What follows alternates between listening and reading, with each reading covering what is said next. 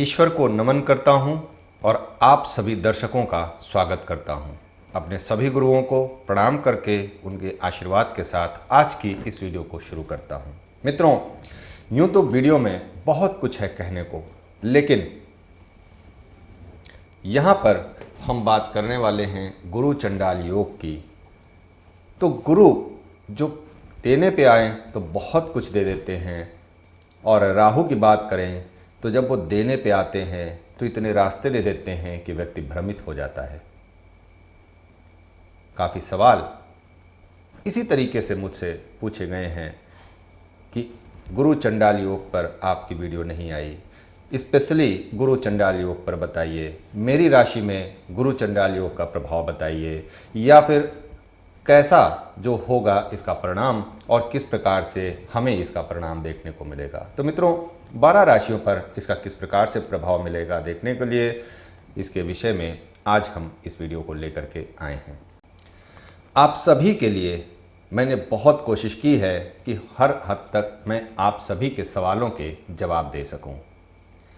जिन्होंने कमेंट के माध्यम से मुझसे सवाल पूछे हैं, यदि उनके सवाल किसी भी प्रकार से मैं न दे सकूं तो हमारे YouTube लाइव के प्रोग्राम पर आप आकर के आप अपने सवाल पूछ सकते हैं जो आपसे जुड़े हुए हैं, या फिर आप पर्सनली कंसल्टेशन भी ले सकते हैं। तो नीचे डिस्क्रिप्शन में उसका भी लिंक मैं दे दूंगा।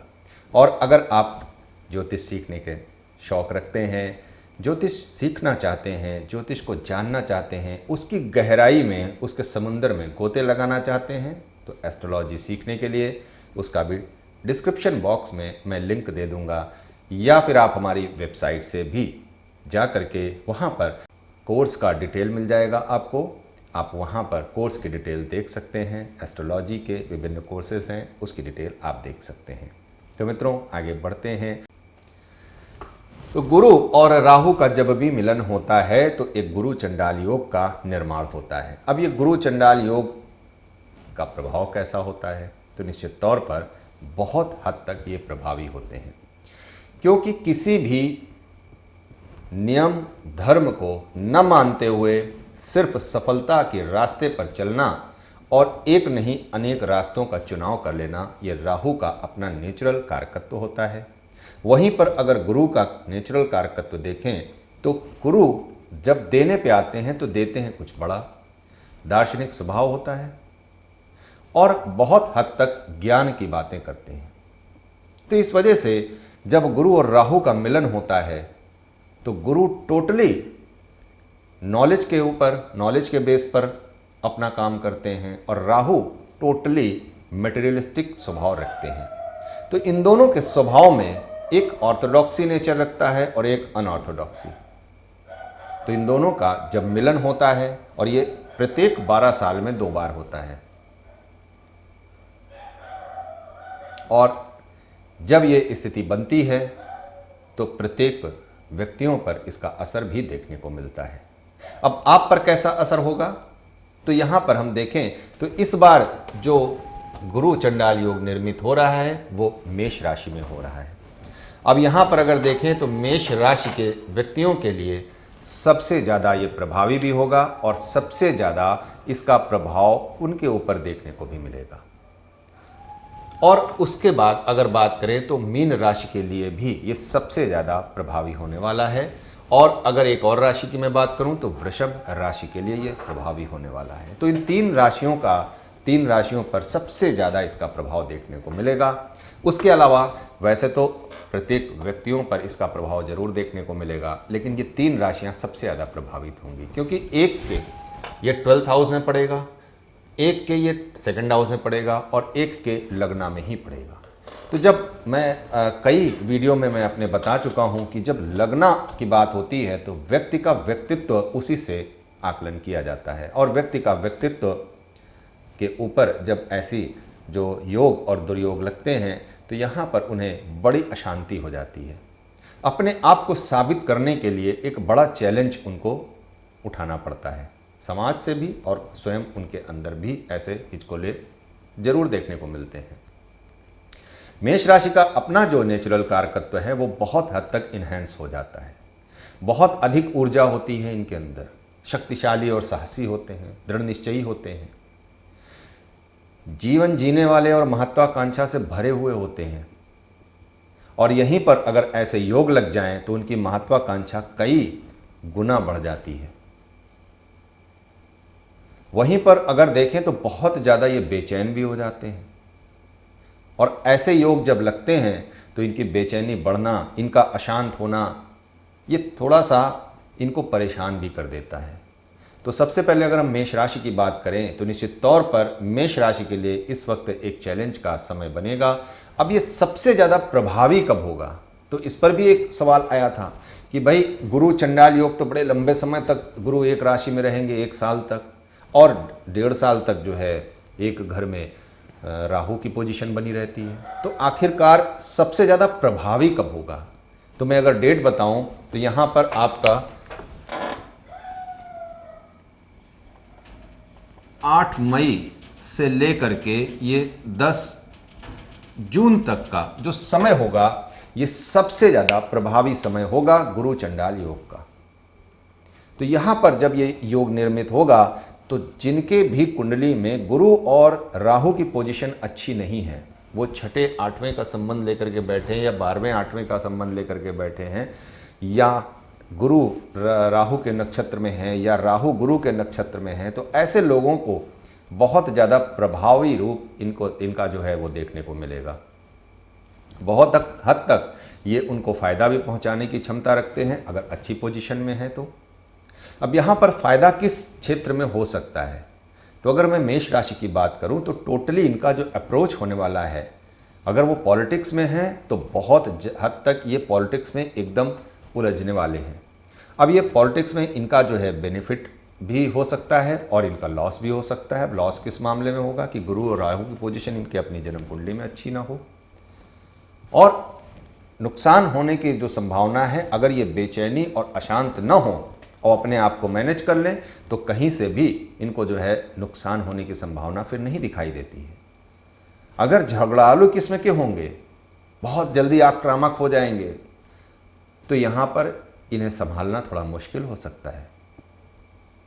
लेकिन अगर यहीं अपने साहस का परिचय देंगे, धैर्य रखेंगे और अपने दृढ़ निश्चय से एक सिस्टम के अकॉर्डिंग काम करेंगे, तो निश्चित तौर पर इन्हें सफलता से भी कोई नहीं रोक सकता है।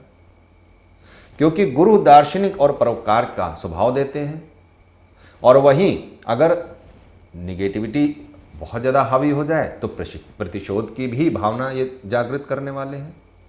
राहु धोखेबाजी से काम कराने वाले हैं, उनका परंपराओं और नियम कानून से कोई लेना देना नहीं है। गुरु कानून है तो राहु अधर्म है। तो कैसे जो है सही रास्ते का चुनाव करें और कैसे कानून के दुरुपयोग होने से भी ऐसी स्थिति में जो है वो बचा जा सकता है। तो निश्चित तौर पर जो सिचुएशन मैंने 8 से और 10 जून के बीच में बताई है, यहाँ पर मैंने कानून के दुरुपयोग की बात कही है। निश्चित तौर पर कानून का दुरुपयोग होना स्वाभाविक सा दिखाई देता है। ये एक इन जनरल मैं बता रहा हूँ, किसी विशेष राशि के लिए मैं नहीं बता रहा हूँ। ये एक ऐसी आपदा भी लेकर के आ सकते हैं जिसमें जो है मौसम का अचानक से परिवर्तन होना, या फिर अगर देखें तो प्लूटो की पोजीशन भी 10वें भाव में ही है, और प्लूटो सबसे ज़्यादा तबाही मचाने वाले सबसे महत्वपूर्ण प्लैनेट होते हैं, और अगर उनकी भी डिग्री देखी जाए तो काफ़ी नियरेस्ट हैं वो। तो बहुत हद तक कोई बड़ी आपदा आने की संभावना यहाँ बिल्कुल दिखाई देती है।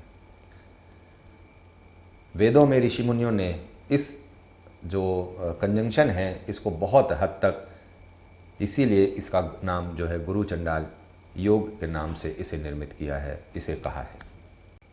ये स्थितियाँ स्वाभाविक रूप से बनती हैं, और जिनके भी जन्म कुंडली में बहुत अच्छी स्थिति में नहीं है, परेशानी उन्हीं को होगी। तो मेष राशि के लिए बहुत हद तक ये नई संभावनाओं और नई ज्योति को जागृत करने वाले ये योग बनने वाला है। यहाँ पर टोटली अगर आप देखें तो मटेरियलिस्टिक अप्रोच रखना ही आपका सबसे बड़ा जो है वो प्रॉब्लम भी हो सकती है और सबसे बड़ा अचीवमेंट भी हो सकती है। वहीं अगर हम बात करें वृषभ राशि की, तो वृषभ राशि के लिए धर्म और परोपकार की भावना जो है वो सबसे ज़्यादा जागृत हो सकती है। अब वो हो सकता है कि धर्म और परोपकार के लिए दिखावा ज़्यादा करें, ये भी हो सकता है, और अंदर से जो स्थिति है वो धन कमाने और धन उगाही की हो। कोई चैरिटी करेंगे, उसमें टिकट लगाएंगे, तो ऐसी स्थिति यहाँ पे निर्मित होते हुए दिखाई देती है। मिथुन राशि की बात करें तो मिथुन राशि के लिए हर प्रकार से ये देखें तो लाभ का ही एक जो सिचुएशन है वो दिखाई देती है।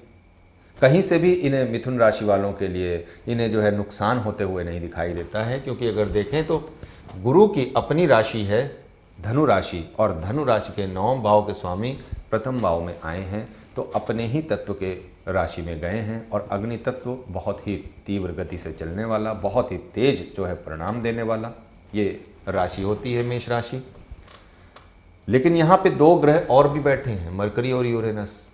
यूरेनस भी अनऑर्थोडॉक्सी होते हैं, यूरेनस भी परंपराओं को ना मानना, लेकिन नई खोज को जन्म देने वाला काम भी यूरेनस करते हैं। तो ऐसी स्थिति में मिथुन राशि के लिए हर प्रकार से नई संभावनाओं को ही जन्म देते हैं। वहीं कर्क राशि की बात करें तो एक नया चैलेंज इनको जरूर देखने को मिल सकता है।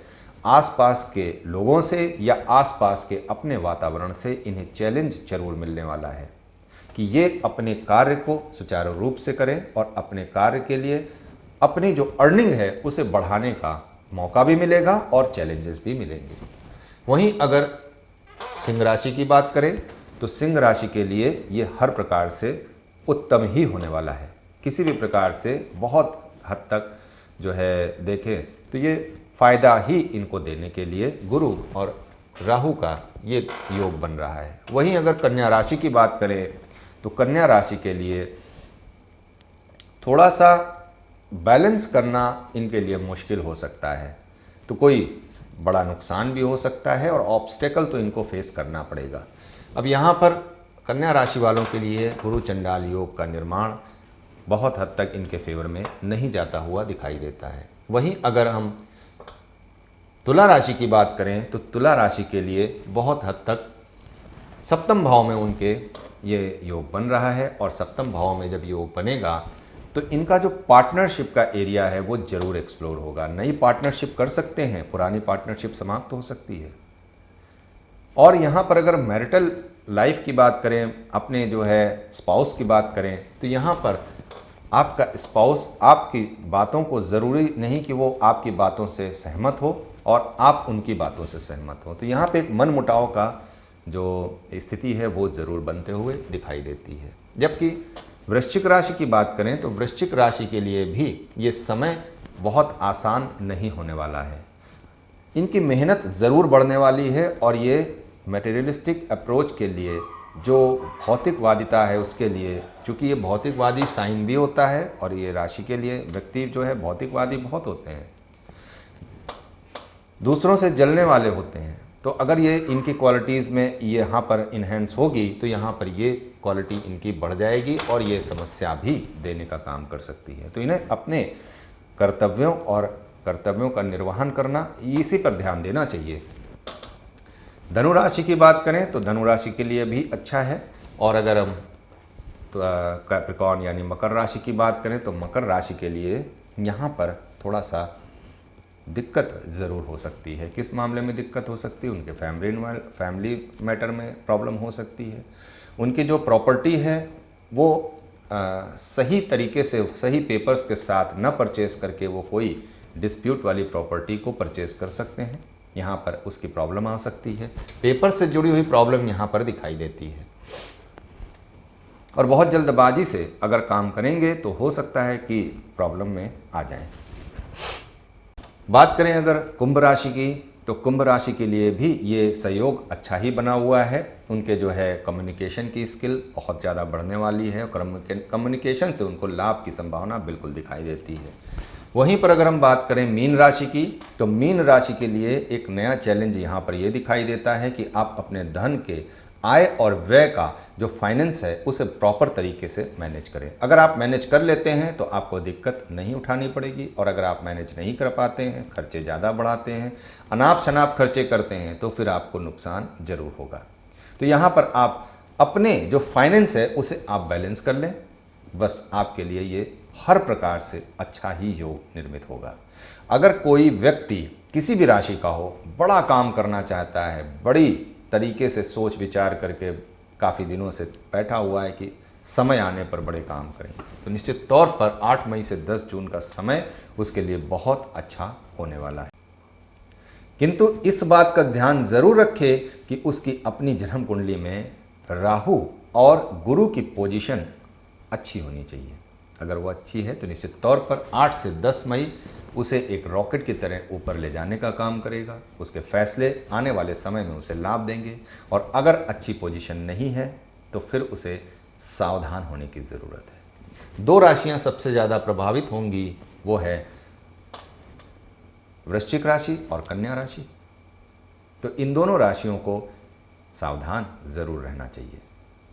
आज की वीडियो यहीं तक, मिलते हैं अगली वीडियो में, तब तक के लिए नमस्कार।